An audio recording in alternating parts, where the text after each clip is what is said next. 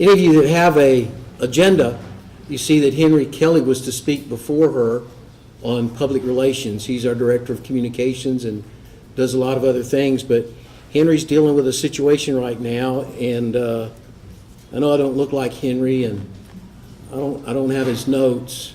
Coach Buckaloo, do you have his notes? Okay. We were looking for someone to step up here. But no, I had a chance to talk with Henry on the phone for just a little bit. And in the area of public relations and dealing with parents and community members, folks in your school, it's important that you think wisely when that microphone comes up in front of you. Anyone from the newspaper or television here? Okay, I can speak freely. All right, so when that news reporter's there, radio or television, and they're wanting to do a story, remember to take a few big breaths.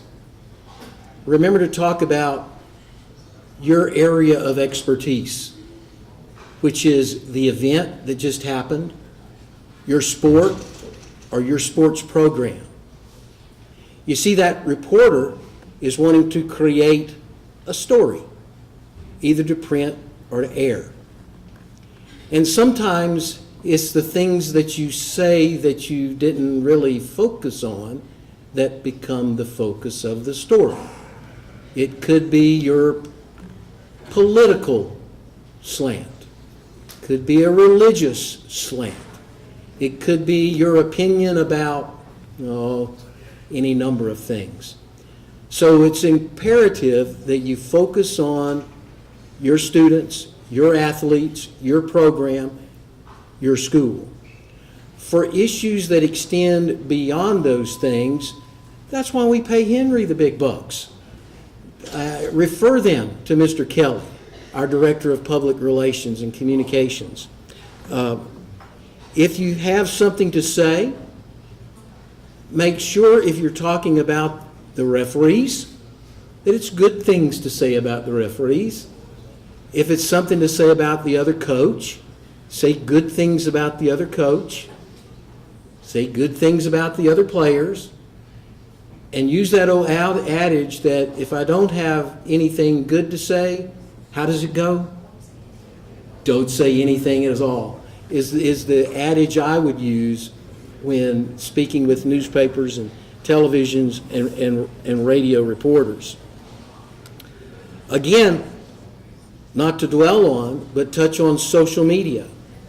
I know many of you use social media as a way of communicating to your athletes about practice today has been canceled, we'll have practice at a different time, the game for so-and-so was postponed. Those are all good things. You know, it's a critical way of communicating effectively and quickly. But make sure your social media texts and messages are limited to business and business only, okay? Letters and emails that go out from you to your parents and to your players. I always found it a smart thing to let somebody else look at my letter. Someone, an assistant principal, the athletic director himself, or even the principal at the school. Let them look over the letters and the emails that you intend to send out to see if maybe they can suggest adding something to it or tweaking it just a little way.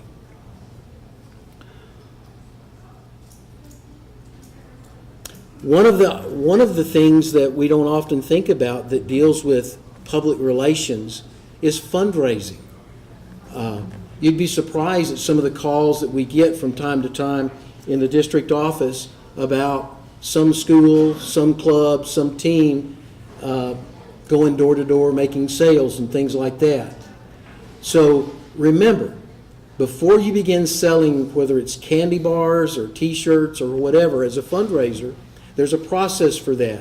And it starts with going to your principal with a fundraising request, getting the principal to sign off on it. Henry Kelly's office is the office that makes the final endorsement or the final approval.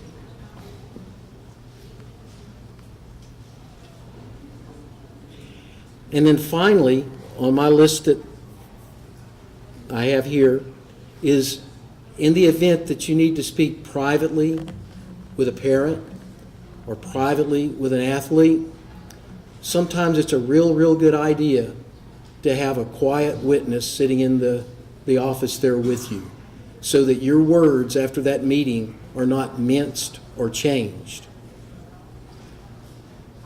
Any questions about public relations? I'd encourage you to give Henry Kelly a call.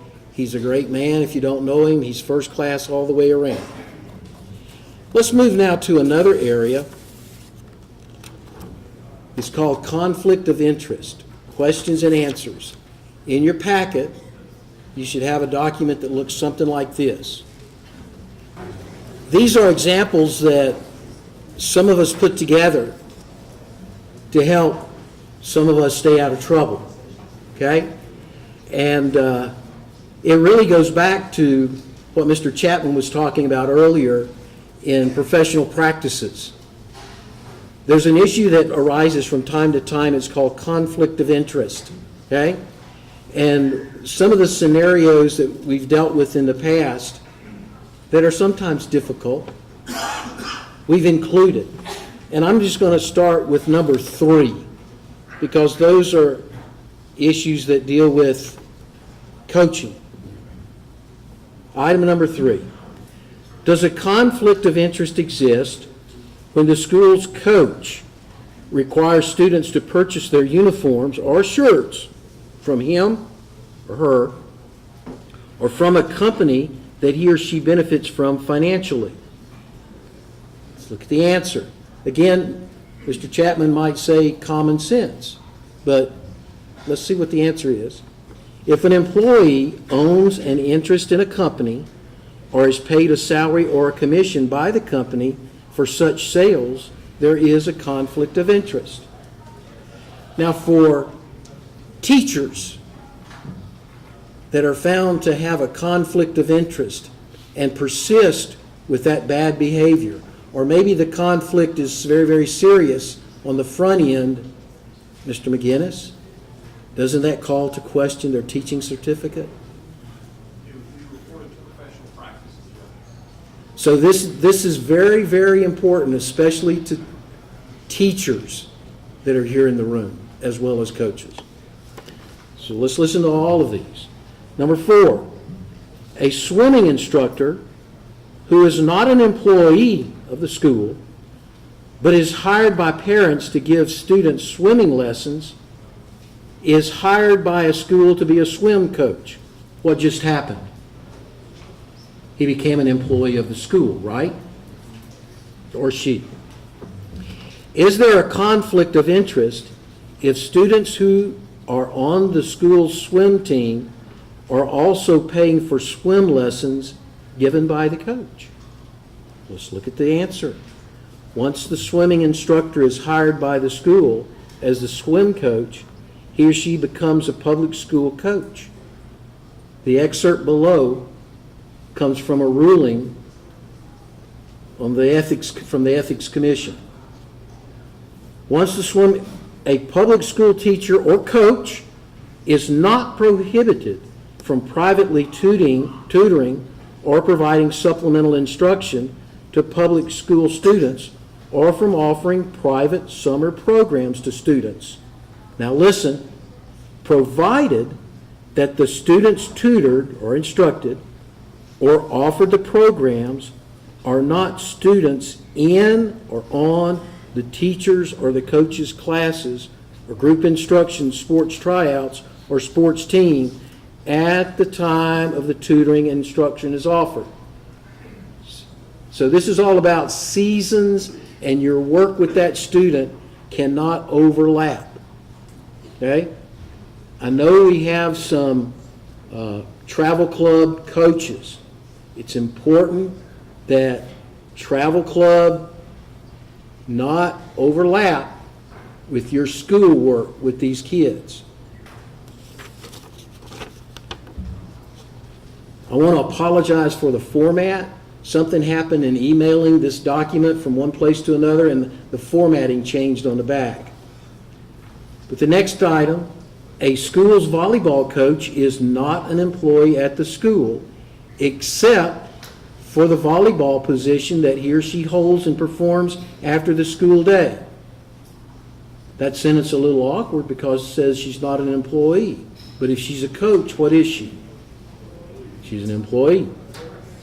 Is there a conflict of interest if she invites the school's volleyball players to play on her travel club, which students must pay to be a part of if the seasons do not overlap at the same time?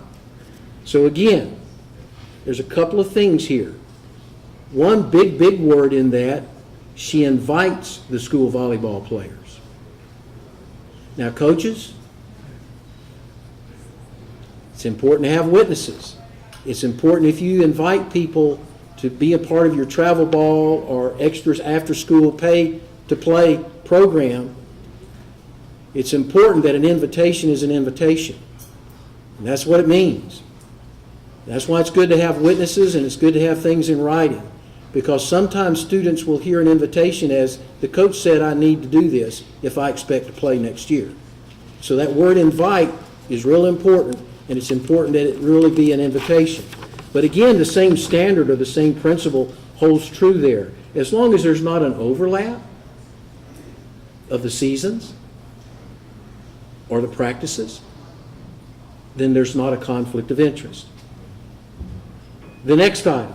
A school's basketball coach is a PE teacher at the school and is provided a 6-period basketball class for the basketball team.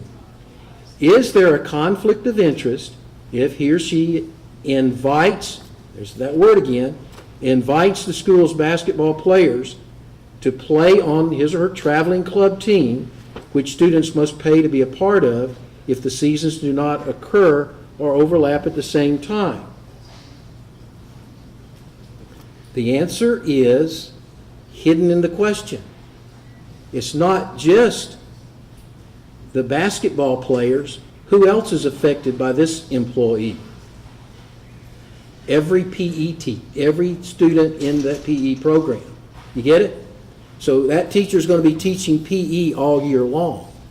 And if there are children in his or her PE class that are also wanting to be a part of this basketball program, it would be a conflict of interest if they did.